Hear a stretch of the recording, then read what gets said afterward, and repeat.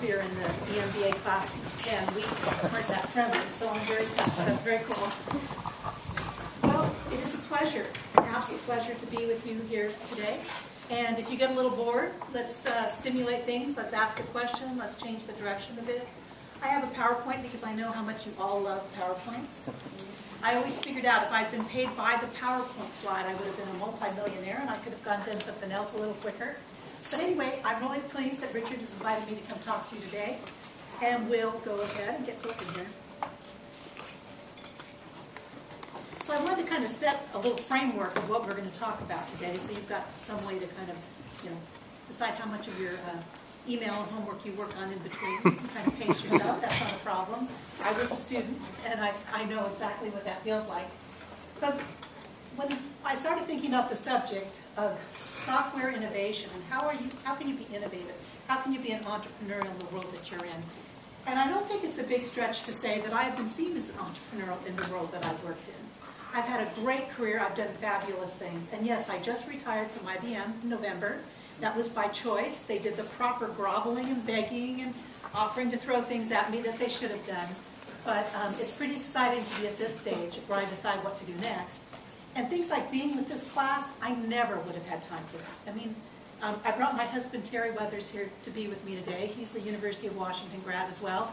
And, we're kind of enjoying getting reacquainted after all these years. So let's talk about what it's like to really try to make a difference, to bring innovation, particularly software innovation, in companies of some different sizes. So we've got the big whales there, AT&T and IBM. We've got a middle-sized company that had a wonderful sugar daddy, Sterling Commerce, which we had all the banking of AT&T. They were hands-off, hands-on, depending on their mood. And then I was also with a local company attached to WRQ, which some of you may have heard about. Great, at the time, it was the largest privately held software company in the Northwest. It was just a blast. I mean, we did everything, anything. There were no rules. You kind of made it up. You could make your own job. That kind of environment doesn't exist much anymore, but it was sure a great learning curve.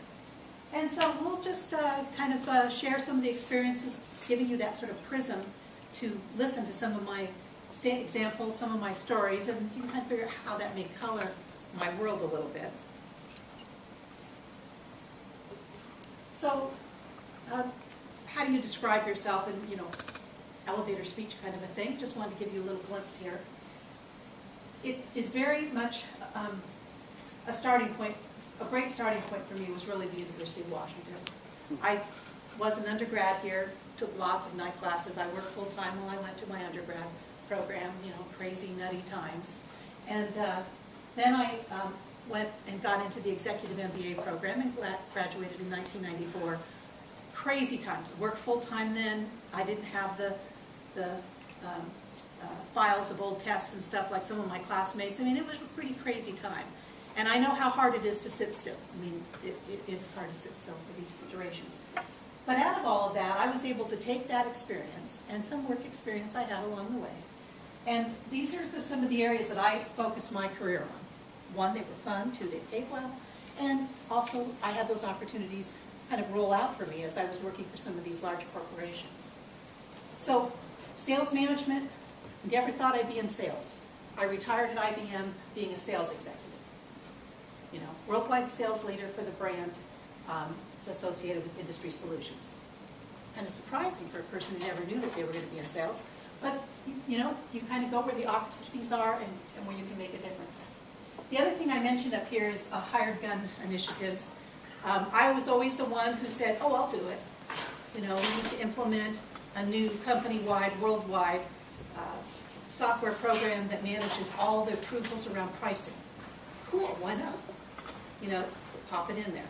So it's always good to have an open mind as you're going on your career path. Some of the things you do and accomplish, you won't believe the rewards for them. They may not be in your paycheck right away, but over time it makes a difference. So here's my resume, and of course no one ever presents a resume like this, and I'm not saying present your resume like this, but I wanted to show the evolution of the companies, where I started at AT&T Sterling Commerce, fully owned company by AT&T, which is odd. So you might say, why does AT&T own a software company?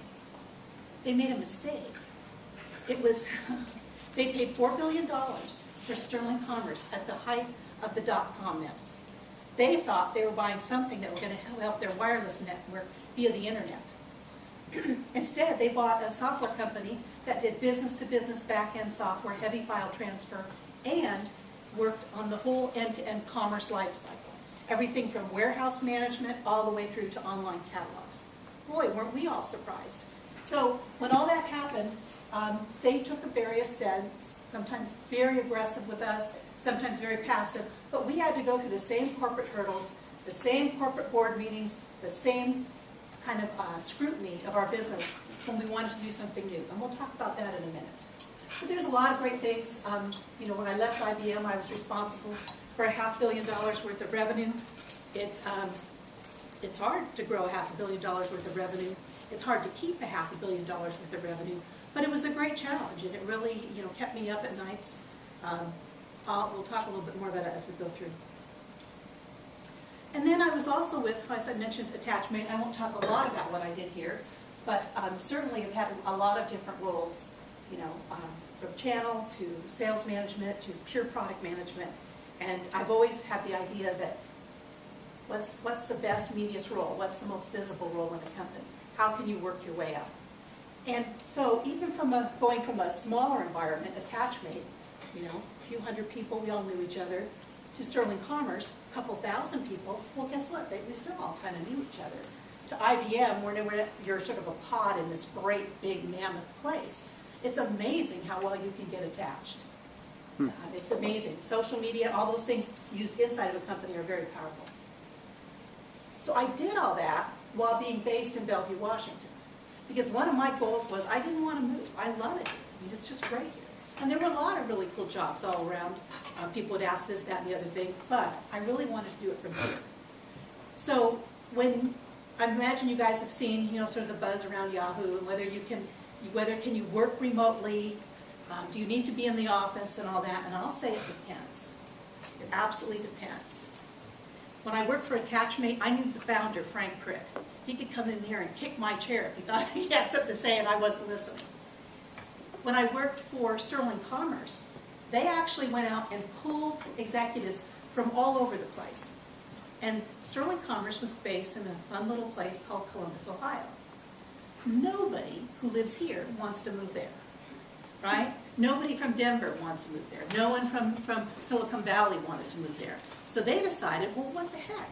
There's so many of us, we're worldwide anyway, you're not all going to be in the same room. Let's make this remote thing work. And virtually everyone in the VP ranks and above was remote. It worked great because we really were lucky, all the resources are there, the chat, the video, all those things are now very easy to do. It's very easy to do meetings. And then AT&T has this really cool board stuff where I could go into Bellevue and you sit down, and that's that big expensive video conferencing stuff, which is now kind of going away. Skype's kind of killed that. But you could go in there and be like you're sitting at a table with people from around the world. Boom, boom, boom, right there. It was great. You only had to wear something decent from the waist up. But in that kind of environment, you can see the world. You can travel the world. You can work. And since you get together to work on big projects anyway, since when you have a big roadmap meeting where you're deciding what software gets in the products, what software doesn't go in the products and why, we all come together. I was on the road probably 2 out of 4 weeks a month. That's one of the reasons my husband's here. He kind of missed me, I think. But it's great. It's amazing what you can do with the technology right now. Now, there are places and times when you have to be face-to-face, when it helps to be face-to-face, but we better all learn to communicate virtually because, let's face it, that's the way the world is going. Even my dad uses, Apple FaceTime. So I want to talk a little bit about, let's just think about it. We work hard, we're studying, we're doing a lot of things. There's a lot of ways that you want to try to get around this idea about how do you be innovative? How do you bring life and energy into software products? Some that are mature, some that are brand new, but there's an awful lot of kind of stuff that bogs us down. So I wanted to think from a pure sense for just a minute. So this is my little grandson. I was taking pictures. These are Easter eggs. He didn't know what the heck these things were. Grandma gave me some eggs. That's pretty weird. It's also kind of boring. So he decided to turn his eggs into a jet plane. Well, he's being innovative. He's being creative. He doesn't care it's an egg. He didn't really care if it was cooked or not. He was never going to eat the darn thing. But quickly, he made it into something that was worthwhile and added value. Well, sometimes, I'm afraid, we all look around and all we see is a basket of eggs, right? In fact, we'll even argue that it's a basket of eggs. So I just want to challenge us every now and then, stop and think about it. Because sometimes you don't get to pick what's in that basket. You still got to meet the goal. So I want to talk about, from the corporate environment, how do innovative things ever happen?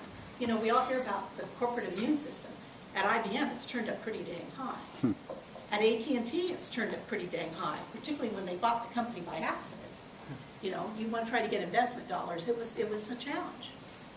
So these are some of the things that you need to think about. And I didn't just do the cost-benefit analysis because everybody knows that. And we all waterfall our brains out with charts, and we do all sorts of matrices, and we do weighting, and we do all this kind of stuff. But these are some of the things that at least we tell ourselves make a difference.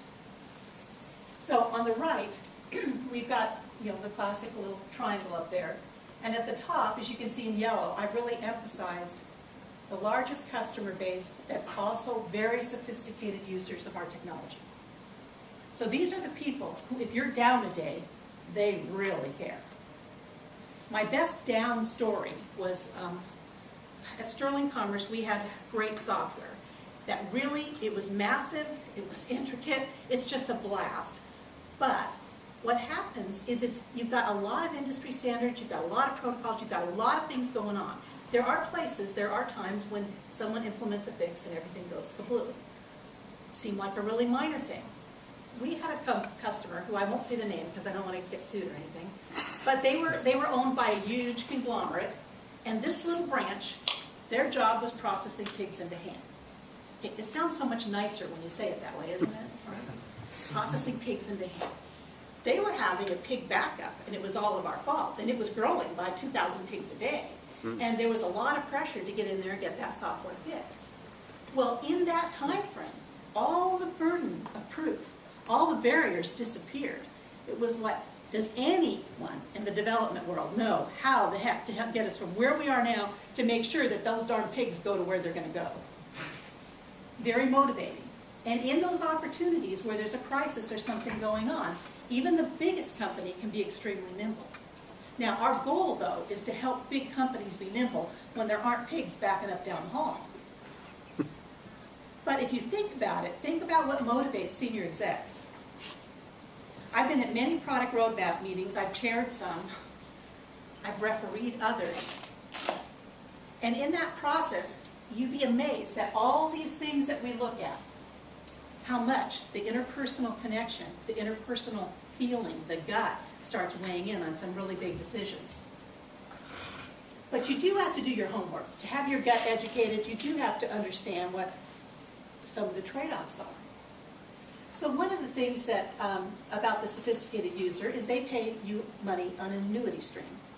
So whether you call it, you know, upgrade protection or software maintenance, IBM calls it subscription and support. You know, at IBM they charge 25% of a product price for subscription and support. That seems kind of beefy, doesn't it? Next year it's 10% more, and 10% more, and 10% more. So they've got to really love your software. So you've got to be pumping in value into these releases in a way that doesn't suck up all your development resources, but kind of keeps them saying, yeah, you know, next year this is going to come out. So obviously what they care about gets to be very high on the list of product releases, of feature releases, and of the material you go out and acquire because you can't build it fast enough. Now, the next thing that we also look at is, you know, kind of what's the other spin-off revenue we can get from them through OEMs, through consulting. It's amazing what, you know, some great consultants can do with a couple of products that don't work together, right? Sometimes you don't have to build the integration. You can have the brilliant, good idea without having to do the hard work. Not forever, but you can sometimes get in the market that way. Now, the other thing I want to talk to you a little bit about is integration costs. So I don't know how many of you, so give me a little sense about some of your backgrounds and environments. How many of you are more developer oriented? Good. Okay. Okay, and how many are really, from the business or product management kind of perspective? Okay. Get to know your developer friends. It can do an awful lot. You'll learn a lot. You'll be really quick. And developer friends, get to know your business folks, because there again, you guys are all in the classes together, which is great. In many companies, there's kind of this hard wall in between. We all like to be the nerds, and we all are the nerds, but we're all kind of nerds in little different ways. So when you look at the developing structure, just great smart people. Sometimes parts of the team is in India, sometimes parts are here, some in Boston, some in California. You all work together. Developers are great. They know how to work remote. They know how to really make sure that they get the information, the vital information passed back and forth. It really works quite efficiently. In fact, I actually think in most cases it works a little better, because they've got the freedom to just go crazy nuts when they need to and be able to kind of work without boundaries. A lot to be said for that. So let me talk a little bit about research. Everyone knows that industry analysts don't really do anything. Oops. No, that's not really true. But does everybody know how much you pay to get them to talk about your company? And it's not like it's you pay, they say nice things, you don't pay, they say bad things. It's not like that. That actually would be something you could predict. And when you put it in your budget, you could say, I guarantee we're going to be in the magic quadrant this quarter if we pay X amount of dollars. It's not like that. But they spend a lot of time earning consulting dollars by coming to your senior exec groups, presenting to us, talking to us about what's new and changing in the market. They do a lot for your customer events. If you want to bring customers into an event, pack the seats full, get someone from Gartner to come in and tell everybody how great all your stuff is. But you have to take some of their information with a grain of salt. Now, when you're looking at opportunities, needs that aren't met, to really find ways to be innovative with your software, and really find, if I did something like this, it would change the whole playing field. You can sometimes get some really good clues about all the stuff they gripe about, all the things that they say that they aren't that excited about. So don't just look at it from that perspective of kind of the ratings. The ratings are heavily massaged. There's a lot of jockeying that goes in before those ratings get published. I'm not saying that they're not honest, but give everybody a good day and your product will look screaming. However, when you're making a decision to buy a company that does a certain thing, or to invest in embarking on building a new software product that you haven't had before, or even doing a major change in your platform or your footprint, everybody reads all this stuff. We quote it to each other at the meetings. Okay? But just realize that with everything they write, there's an agenda. That's okay. Just be aware of it. And then it really does matter in the corporate environment. You need someone who's willing to put their career on the line and say, damn it, we're going to do this today. Particularly to do something innovative, not to do the normal releases. Those things tend to happen, but to really change the mold. And I would challenge you that if you choose to work in a big company, it can be worth it. Your big idea can be really big, and the resources to make that idea happen can be really big. And you can stand in front, like I have, of thousands of salespeople, tell them how great it is, and watch them all go running for their cell phones to get the hell out of here to go sell something. And it can be your stuff. But you have to have the patience to go at it, And you have to be smart about building the relationships. Because even though I built processes like this, at AttachMate, I looked at their product release process. It was a gladiator fight.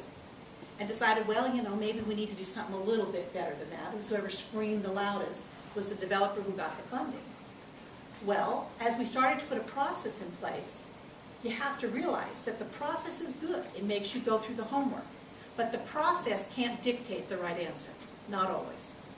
So we're all in these classes because we want to make sure we know how to do great analysis, and I highly value that. And believe me, I do my homework. But I also know when to set it aside, think about the customers that I know personally, think about what I've seen over time, and say, you know what, we have to do this now. We can't wait another couple quarters. And then with these big companies, they all have annual plans, they all have 5-year plans. So that sounds awful. You have to schedule your innovation. I mean, as funky and as weird as that sounds, it's not that you have to limit what you think and how you're preparing for the marketplace or all the things that you're paying attention to. But to find that wrinkle of time, sometimes it helps to be aware of when the normal calendar process is, of when everybody's going nuts about the annual meeting, the annual shareholder meeting. It helps to know some of these things. You can use that to your advantage if you're smart. And I know all of you guys are, because you're all in this lunchroom, sitting here at night. The other thing I wanted to talk a little bit about was sort of these target industries, the verticals.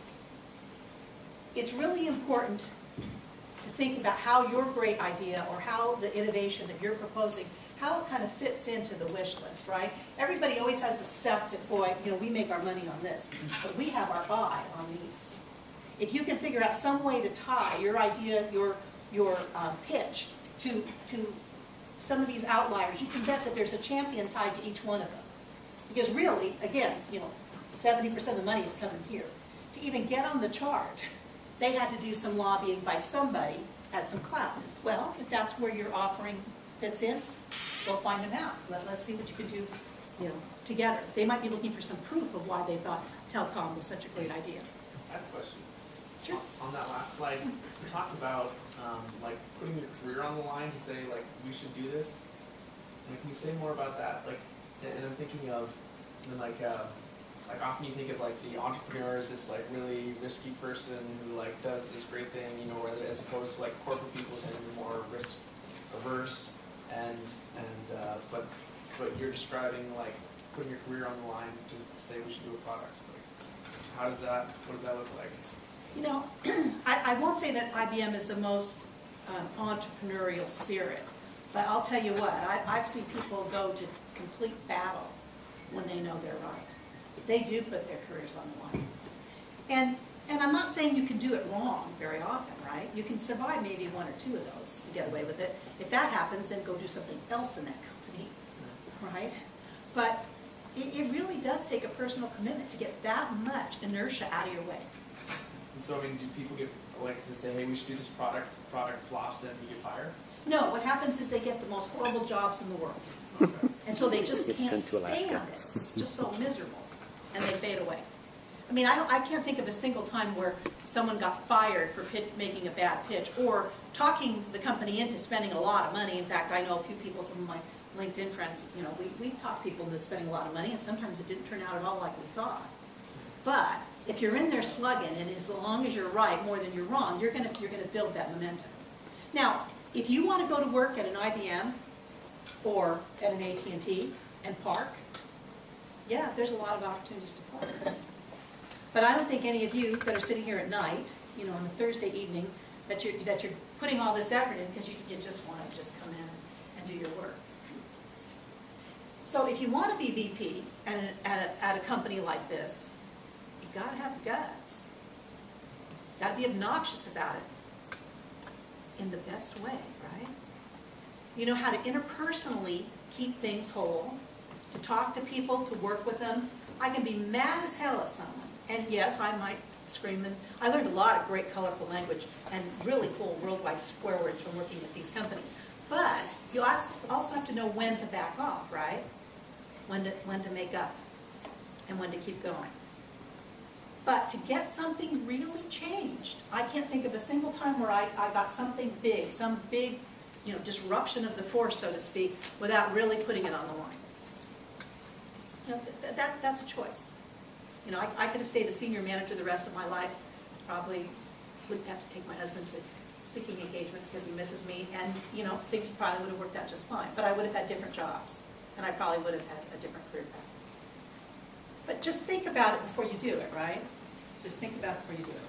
And this is where building your alliances, everyone talks about mentoring. Oh, please, 50 zillion people have 20 people they're mentoring. Find people you like and that they like you, and that when you talk together, there's a spark. All these big corporations have these mentoring programs. I always said, well, sure, that sounds lovely. So-and-so wants to be my mentor. I'll book him in 3 months. We'll talk then.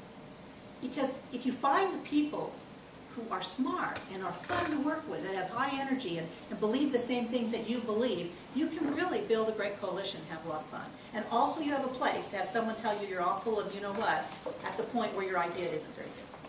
So, it's a choice. It's something to think about.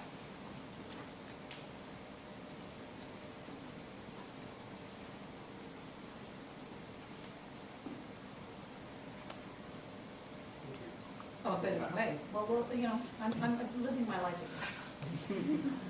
It was so fast, I can't remember.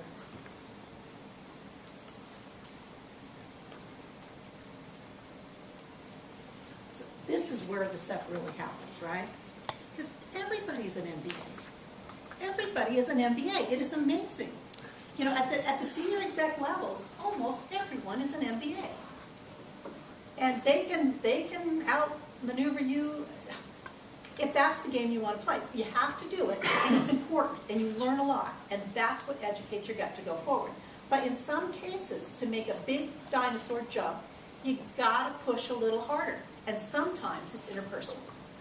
So just be aware. I have to say, I built this great process and all this stuff, and we're analyzing this, and we've got gardeners sitting there blessing us and all this stuff, and I'm thinking, man, this is a slam dunk. They're going to approve this thing. Got tabled. Oh, crap. Fred here is lobbying for something else. Oh, I didn't take Fred into account. Next time, I'm going to make sure, Fred, let's go together. You get yours, I get mine. Let's move. So it's just something to think about. Now, the great news is that everybody's an MBA, which means you can have some incredible discussions. If you can get your ideas to the right level, you'll have a blast. You'll fight a lot, but you'll have a blast, right? Because highly opinionated, very driven people will all have opinions.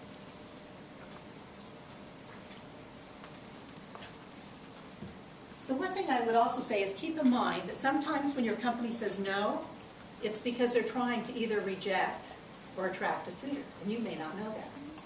So I was running the program at the time that IBM was buying AT&T. AT&T had me working a project which was to get all of the AT&T enterprise sales groups selling Sterling products. There are 5,000 managers, enterprise sales managers at AT&T. These aren't the guys that you buy your wireless phone from. These are the people who are selling $20 million to Walmart. And those people, so isn't that bizarre? So on one hand, they're getting us all hyped up to go one direction, and then they're going in another direction. That's the way life is, right? So just kind of look for those little hidden clues. It can be very helpful to you. Now, the other thing is you've got to know the culture of the company you're in. You've got to understand what makes the final decision and who makes the final decision. And it may not be who's sitting in that chair. How do you find that stuff out? How do you find that out? How do you get to find out who really does what in a corporation? That's hundreds of thousands of people. Network. Say some more. I said networking. Okay. Ask the people you do know. Okay. Network. Take your string and keep spreading it out. I was going to say, ask a lot of questions, talk to a lot of people, and look it up it's something simple you can look it up in your company directory, find out who it is. Talk to the receptionist. Receptionist knows like everybody. Receptionist, the person in that building, the person who's there late at night, usually does know a lot. It's amazing. Okay. Just listen, I think, pay attention. A lot of the time it might not be someone who you think is the leader or something that makes the final decisions, but you'll see how other people interact with them, and then that's how you'll realize, this person really has a lot of value and people respect them. It just pays to be aware, right? So turn up, like if you're going to interview to get into a big company or the perfect job, the most fabulous job you could ever imagine, when you get ready to go for that interview, man, you've talked, you've mined all the sources you can, you've pulled up every little bit and piece. I think some people stop doing that when they get in the door.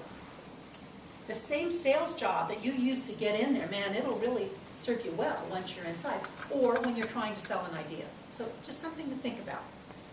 And just a little bit of the different styles. You know, you go from absolutely shareholder driven, you know.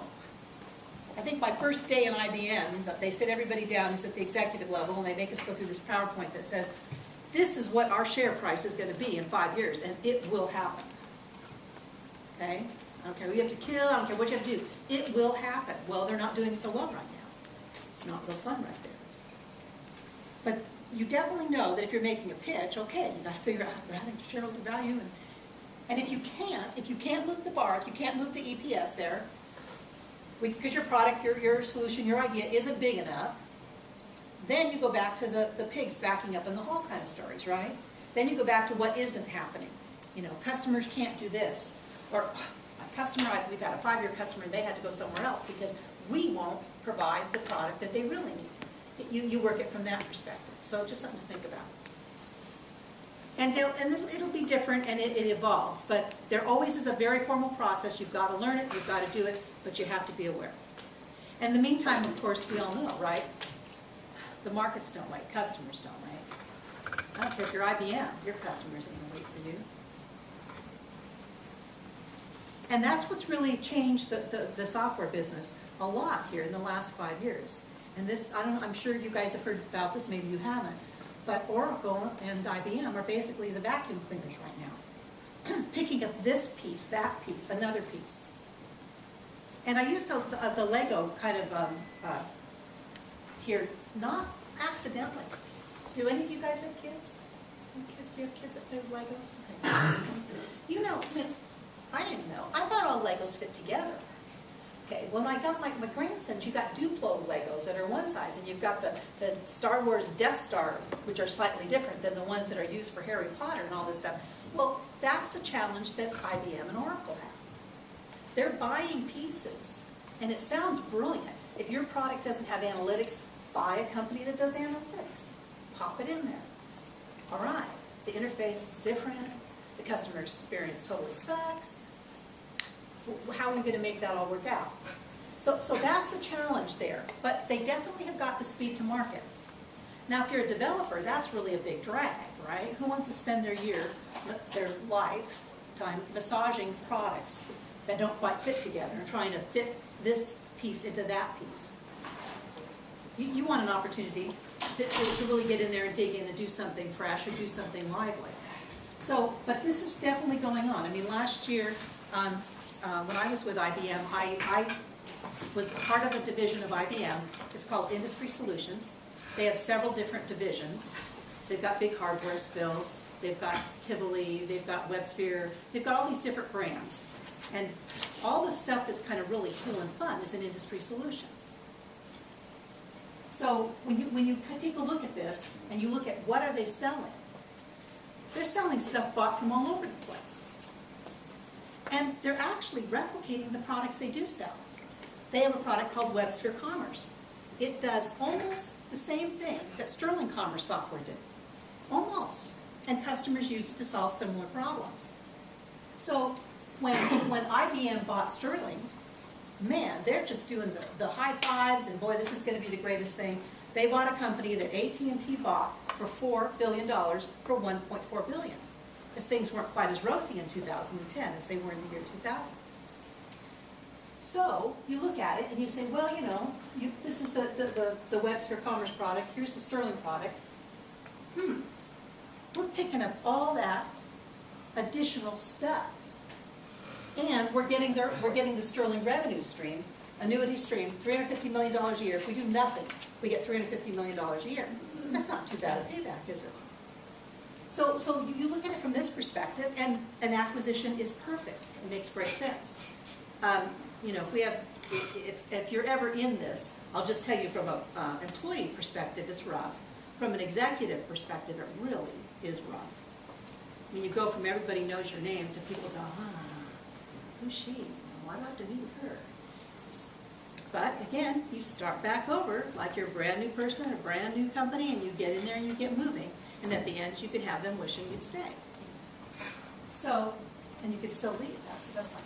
So, unfortunately, the products are kind of turning out like this. And you notice that's all kind of crooked?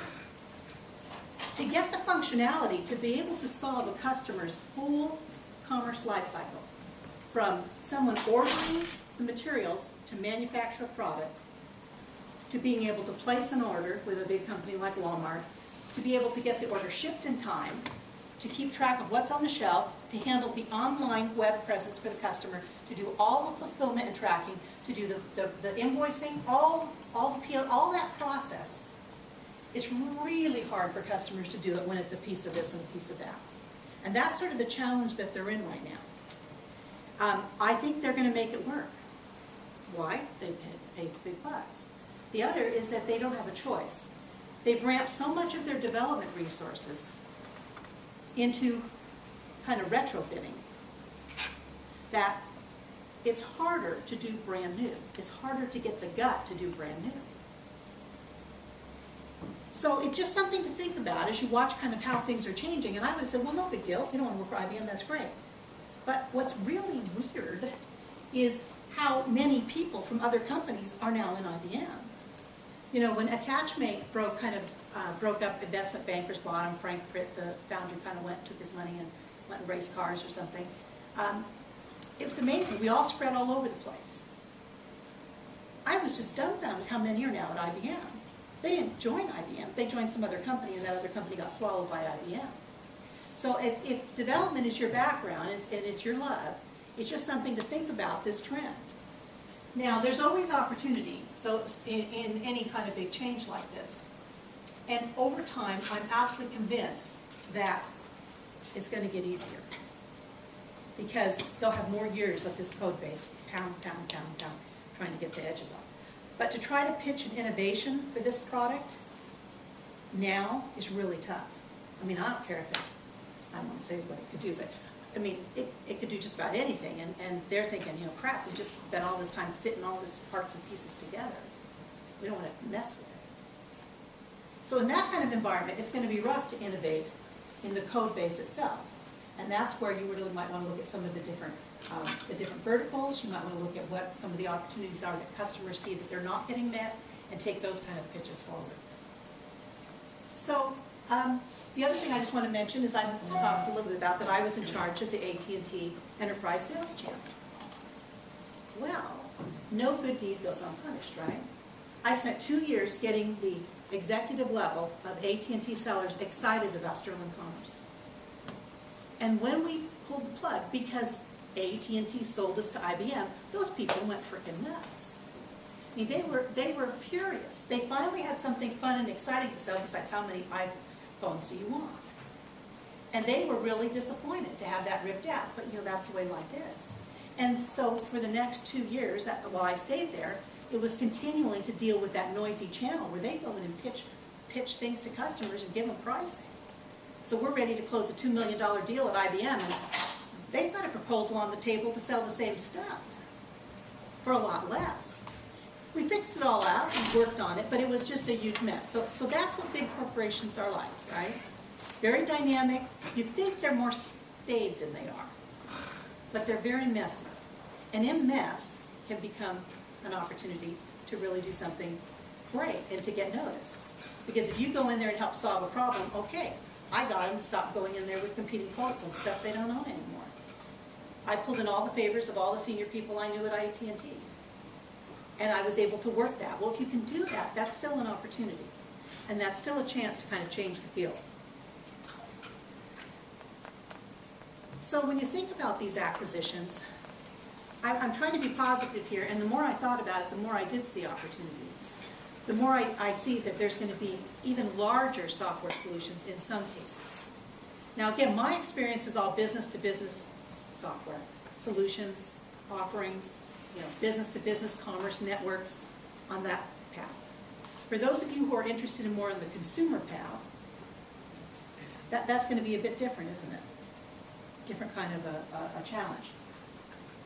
What's interesting, and it's just the weirdest thing, is that I know customers that I knew at Attachment. And I followed those customers to Sterling Commerce. And I'll be darned if those customers aren't still calling me at IBM. Because the big corporations are still big corporations. If you're selling to the top 1,000, that's the same people. The difference is who in the company do you get to know? What division are you working with? What level can you get up to? Do you get to talk to the VP, or do they send you down to the clerk in the hall?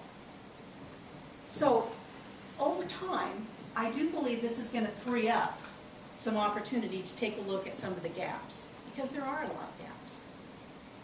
There's some incredible solutions out there, but there are a lot of gaps when it comes down to the customer user level. And if you really want to understand your products, offer to implement one of them in-house. Boy, do you learn. This selling and fulfillment product offering has one little module. It's called an online catalog. Sounds really cool. It has all the pricing authorities all built in. Great. So when IBM was getting ready to buy us, we didn't want to say we had no pricing control. Kind of embarrassing.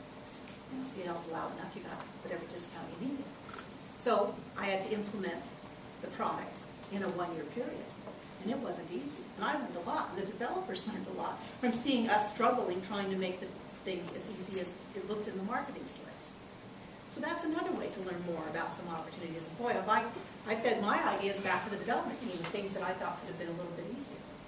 So even in a place where, the vacuum cleaner's slurping this company, that company, 54 companies, I think, in 3 years at IBM, that's a lot of companies. That pace will continue. There's still opportunity. Now, here's where, if you really want to find pain points that you think you can come up with a solution that will really add value, there's a lot of great sources for that, right? Customer advisory councils, all the buzz. If you go out there and say, and Google, I hate IBM, I don't know if it still is, but there used to be just a huge community of people saying all sorts of bad stuff about this, that, and the other thing. I imagine most companies of any size have a similar deal. Well, in that hate mail are some really good ideas. Just some place to think about when you're thinking, hey, I got to come up with a big one. I'm not quite sure where to go. So there are a lot of opportunities in big corporations. I look at it this way. If it was easy, anyone could do it, and what's the fun of that, right? But with the skills that you're getting and the experiences that you have, if you want to take a shot in this kind of an environment, and you decide, hey, I want to swing for the big ones, this is a place to do it.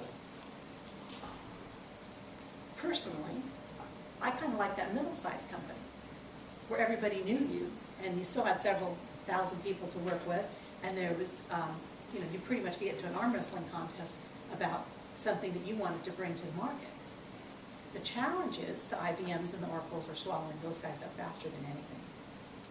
So just something to think about. I mean, you're going to have great long careers. You can do all sorts of exciting things. The world's going to change even more. The whole concept of software, when I'm talking about software, I should explain, I don't mean just software. Whether it's in the cloud, whether it's on-premise, whether it's hosted, to the customer, all they care about is that it does what they want and it does it cheaply. It's consistent and reliable. So I think that whole delivery mechanism is something that's going to be, it's going to be expected. Everything's in the cloud, except really large stuff.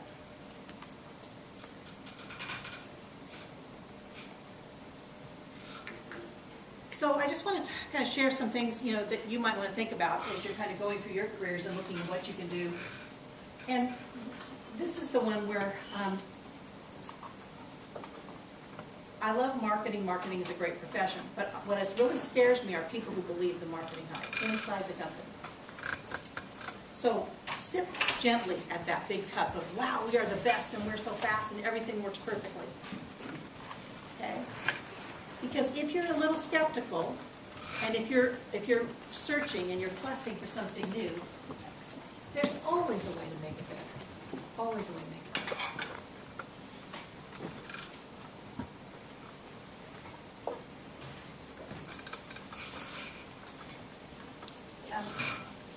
The other point I want to bring up is that there's a difference between people who really wish that they were going to have a great path in software and people who don't.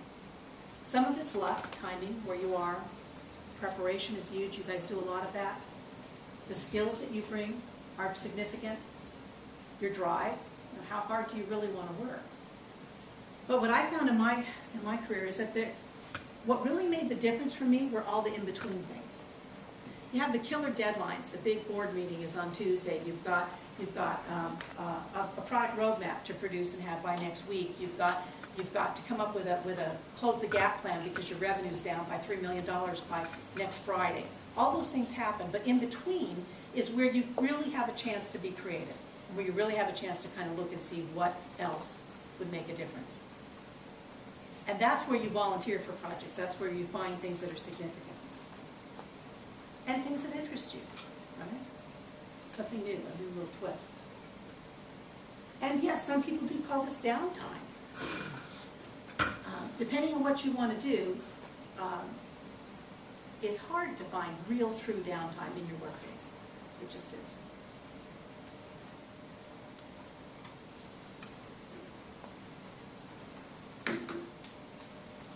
So did I scare everybody away from working at a large corporation? Because I don't want to do that. I mean, it provides an incredible living. They know it's hard. They know that you can't just get 3 people together and go do something, and isn't that exciting to do it that way? They know you have to plan and scheme and play this Vulcan chess game to get to what you want. And you have to be really smart to do that, yes, but you also have to just be clever and patient. So, again, I didn't really plan on working for the whales, but I kind of ended up in the whales ocean. So, you know, I had a choice. I could go back and find something else. There's a zillion opportunities out there. There's lots of startups. I'm sure you guys all get approached by those too. And you just have to figure out which path makes the most sense for you.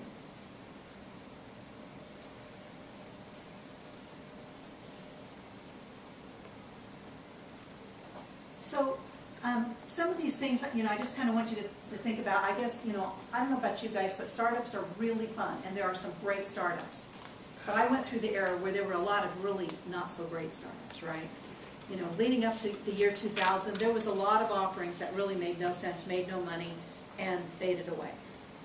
And I knew a lot of good friends that spent a lot of years working for nothing in those companies. Now, we all know friends at places that work great. You've got to just pick carefully. And I just always wonder about a business value where you can't see a profit, you know, in a 3 to 5 year window. It's great and it's fun to work on stuff like that. But if you need to make a living, or if you really want to see that you can keep advancing your career, you may have to balance that off.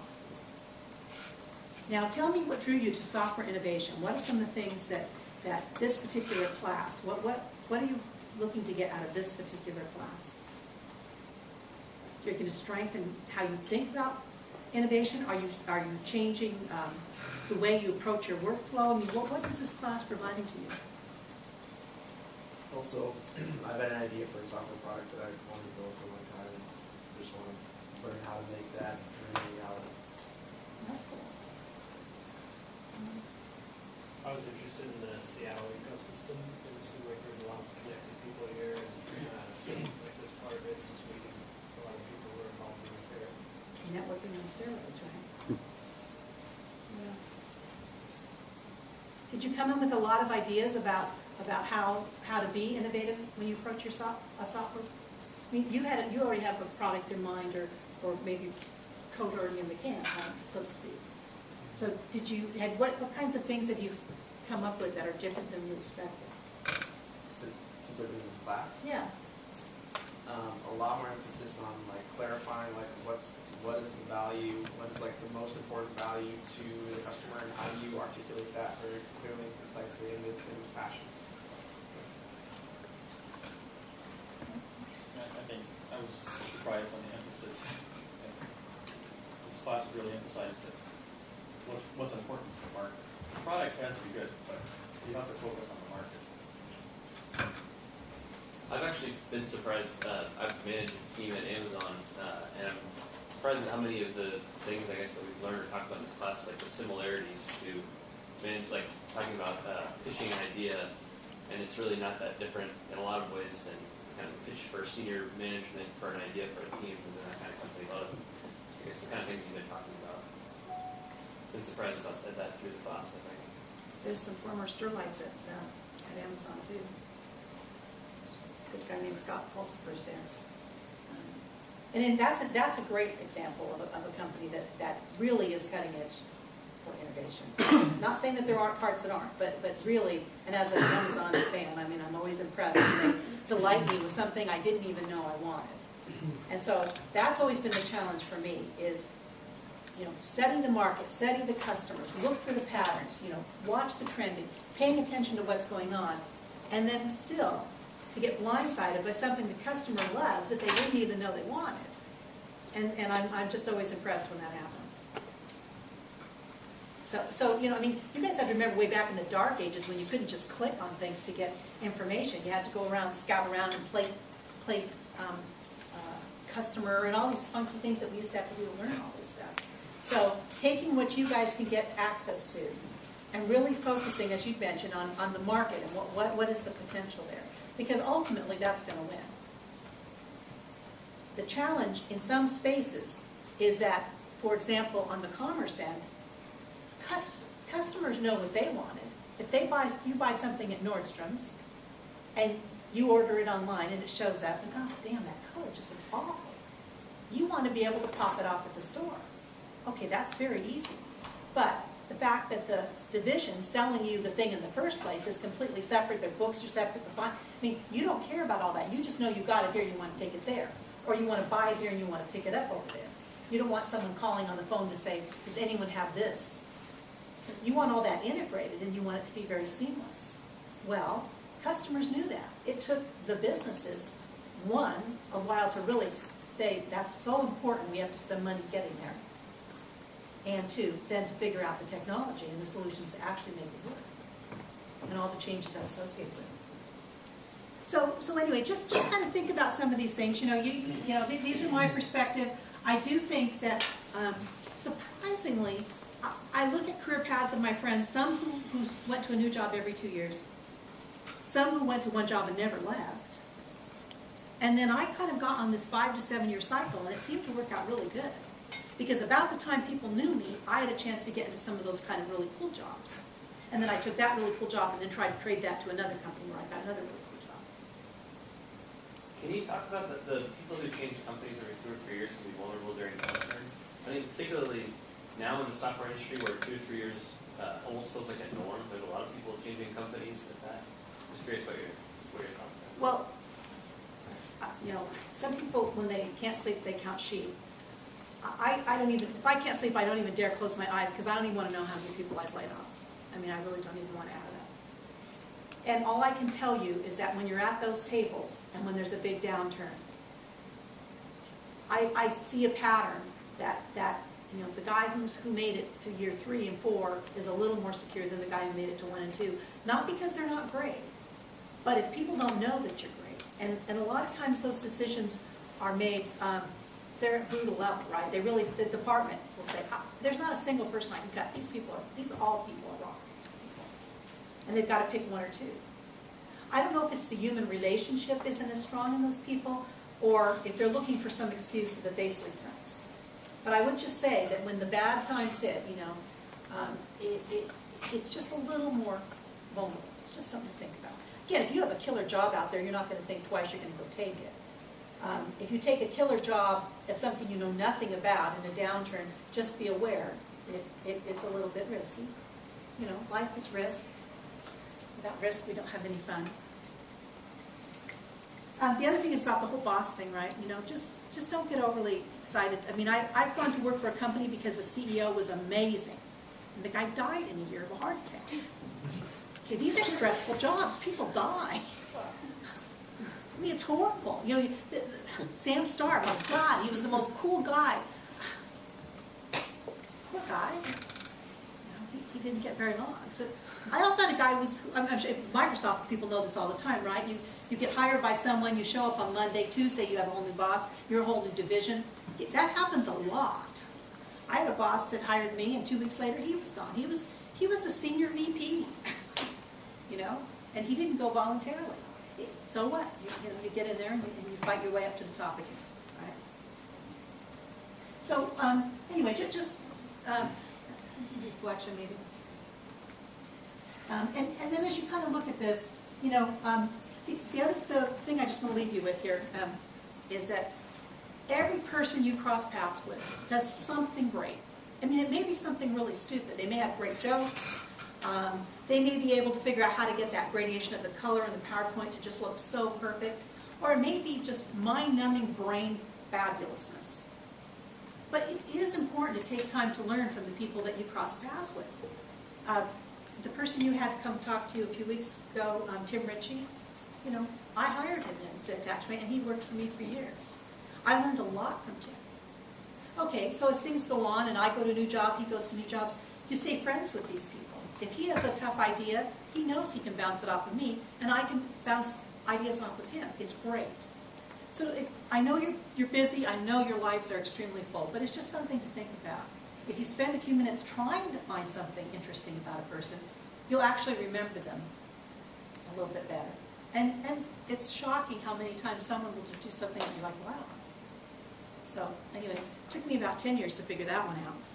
I just thought some of those people were just boring, but the other thing, I always like to find the best person in the finance part of the company, a young financial analyst who wanted to learn the business. The modeling and stuff those guys would build for me would just knock your socks off. What did I give them in return? I helped them understand the business of what the company did, what our mission was, what our goals were, how we responded to customers. And those guys have done really well. And I did really well. I didn't have to crank all that stuff myself. So the other thing I'm just going to say is that, everyone will say how hard it is now.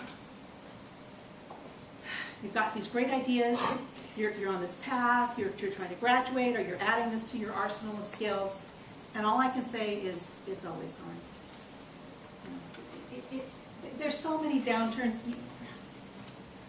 We weren't even allowed to say the recession word for 2007, 2008, because AT&T had set up our 5-year plan, and a recession wasn't in the 5-year plan. Our goals kept going up exponentially. It's just one of those things. So just realize that it's never really easy, but it can be a lot of fun.